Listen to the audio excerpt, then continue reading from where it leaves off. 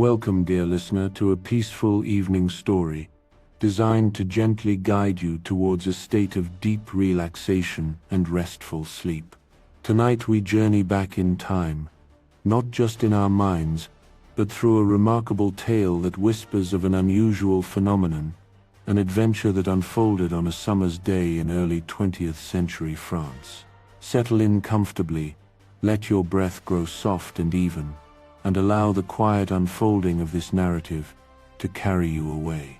Imagine, if you will, the serene grandeur of the Gardens of Versailles, a place steeped in history, where the echoes of centuries past seem to linger in the very air. It was here, in this magnificent setting, that two respectable British academics, Charlotte Anne Moberly and Eleanor Jourdain, found themselves on an ordinary day, only to stumble upon an experience that would defy all conventional explanation. They claimed to have crossed an invisible threshold, transporting themselves not through space but through time, into a bygone era.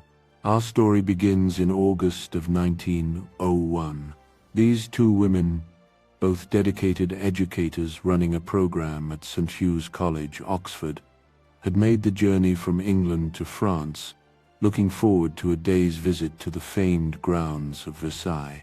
Perhaps, as some have mused, these diligent English women, descendants of clergy and proponents of hard work, were not entirely swayed by the opulent grandeur of the main palace.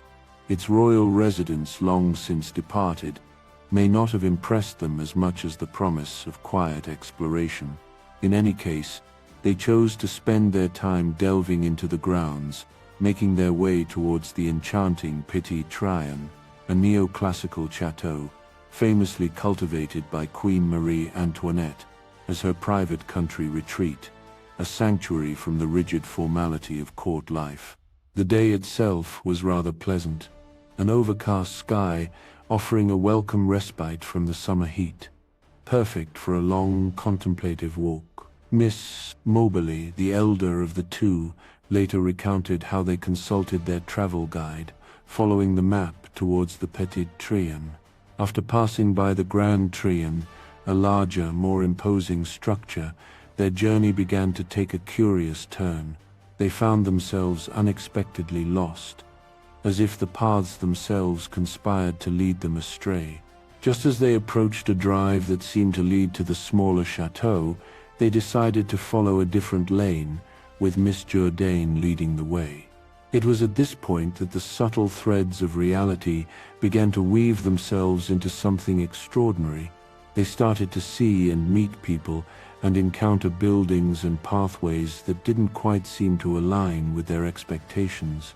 Curiously, their individual recollections of these encounters sometimes varied, adding another layer to the emerging strangeness of the day.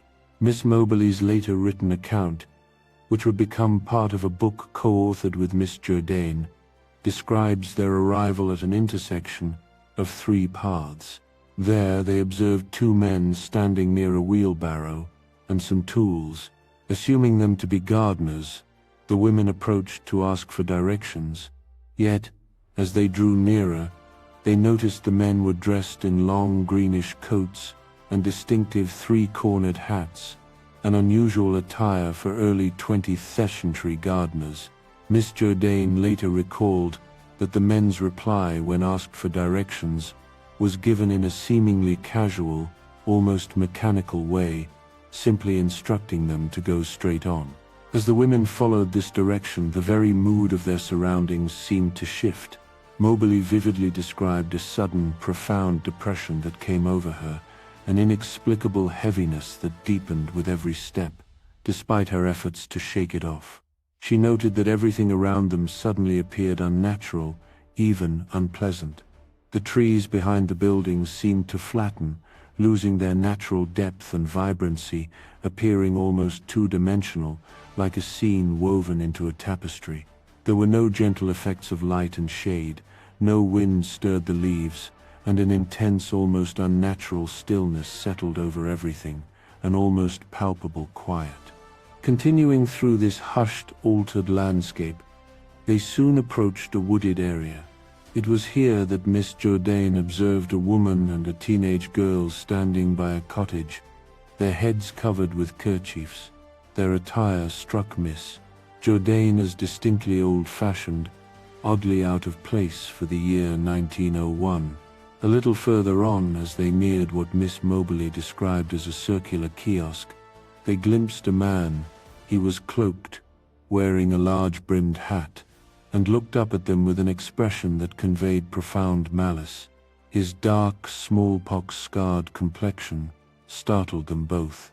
Miss Jourdain described his face as very evil, yet somehow unseeing, creating such a strong feeling of repugnance that she felt a deep reluctance to pass him.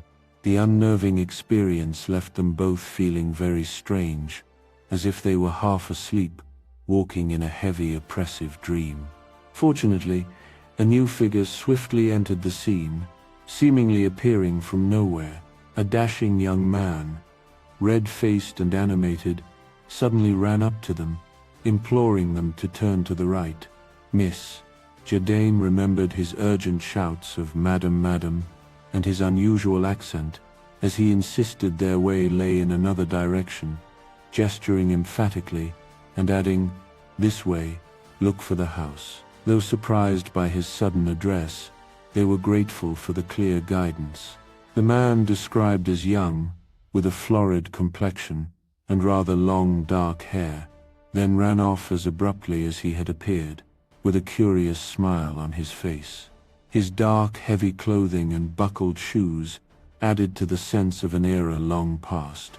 Following his direction, the women made their way deeper into the woods, crossing a small bridge near a waterfall, and eventually emerged onto the wide, manicured lawn of the Petit Trianon. As they traversed the tall grasses, Miss Moberly noticed a fair-haired lady, dressed in a white hat, sitting with her back to the northwest terrace of the house. The lady was holding a sketch at arm's length, seemingly engrossed in her art. As Miss Moberly and Miss Jourdain passed to her left, the lady acknowledged them with a glance, but remained silent. Miss Moberly vividly recalled her light summer dress, arranged on her shoulders in a handkerchief fashion, with a delicate line of green or gold near the edge. The dress was long-waisted, with a good deal of fullness in the skirt, yet seemingly short. Though she initially thought the lady was merely another tourist, Miss Moberly couldn't shake the feeling that her dress was unusually old-fashioned. She looked directly at the woman, but an indescribable feeling made her turn away, a curious annoyance at her presence. Strangely, Miss Jourdain did not visually register the sketching lady, despite having walked right by her. Yet she felt a distinct presence, recalling that as they approached the terrace, she instinctively drew her skirt away, as if making room for someone nearby, and then wondered why she had done so. Upon arriving at the chateau, they heard the distinct sound of a door banging. A young man then motioned to them from the southwest side of the terrace, calling out and directing them through the French garden to the entrance of the house. Soon after, Miss Moberly and Miss Jourdain found themselves near the drive they had passed some time ago, now within the front entrance hall, surrounded by a lively wedding party. The air seemed to clear, the strange oppression lifted, and feeling suddenly energized, they took a carriage back to their hotel in Versailles for tea. Initially, the ladies spoke little of their peculiar experiences, soon making their way back to the train station for their return journey. However, a week later, Miss Moberly broke the silence, asking Miss Jourdain, "Do you think that the Petit Trianon is haunted?" Miss Jourdain's immediate reply was a simple, "Yes, I do." This opened the door to a deeper discussion of their shared dreamlike state and the strangely dressed figures they had encountered. 3 months later, in early November, they met again, deciding to meticulously write down their individual accounts, compare notes, and try to discover what, if anything, had truly happened. That very evening, as Miss Jourdain returned to her school and prepared for the next morning's lecture on the French Revolution, a startling realization dawned. While discussing her visit with a friend from Paris, she suddenly connected the date of their strange adventure, August 10th, with the anniversary of a pivotal event in 1792, the attack on Marie Antoinette and King Louis XVI at the Tuileries Palace. Could it be, she wondered, that she had somehow wandered into the Queen's own memory, or even a moment from her past? Driven by this profound curiosity, Miss Jourdain returned to the grounds of Versailles alone in January of 1902. As she wandered through the woods, she again experienced the strange, oppressive feeling. Crossing the small bridge, the old sensation returned in full force, as if she had stepped across an invisible line and into a distinct circle of influence. She saw two men dressed in unusual pointed terracotta and deep blue-colored hoods, filling a cart with sticks. But in a fleeting moment, they seemed to vanish into thin air. As she continued along the path, she felt an uncanny sensation of being surrounded by a crowd of French-speaking people, pressing in on her. In the distance, a low-pitched music, unnatural and almost mechanical, like a phonograph playing, reached her ears. Later, upon inquiring, locals told her that a band had indeed been there the day before to celebrate the new year, but not that day. She carefully noted the tune on paper, hoping for future reference. After these unsettling visits, Miss Moberly and Miss Jourdain became utterly consumed by their mystery. On a warm Saturday in July 1904, the pair returned to the Trianon together. This time, however, everything was different. The grounds appeared more open. The winding paths, the circular kiosk, and the small bridge they had crossed on their first visit had all vanished. Even the exterior of the Petit Trianon seemed different from their memory. Most strikingly, the gardens were bustling with numerous visitors, dotted with cheerful lemonade stands. The mood was light, the atmosphere entirely different, and they encountered no strange figures on their journey. Determined to find answers, the women visited a bookshop, asking for an old map of the Petit Trianon, and inquiring about the officials in green uniforms they had seen. The bookseller replied that green was one of the colors of the royal liveries, and that such an experience was impossible, unless, he added, they had encountered masqueraders. When they asked locals about the state of the gardens, they learned that the grounds had been open to the public in their current form for decades. Shocked by these discrepancies, Miss Moberly and Miss Jourdain became truly obsessed. For the next 6 years, between 1904 and 1910, they immersed themselves in historical research, poring over archives, reading books, and making inquiries about the area surrounding the Petit Trianon. They meticulously cross-referenced their recollections with historical records, attempting to identify the landscaping and the people they believed they had encountered.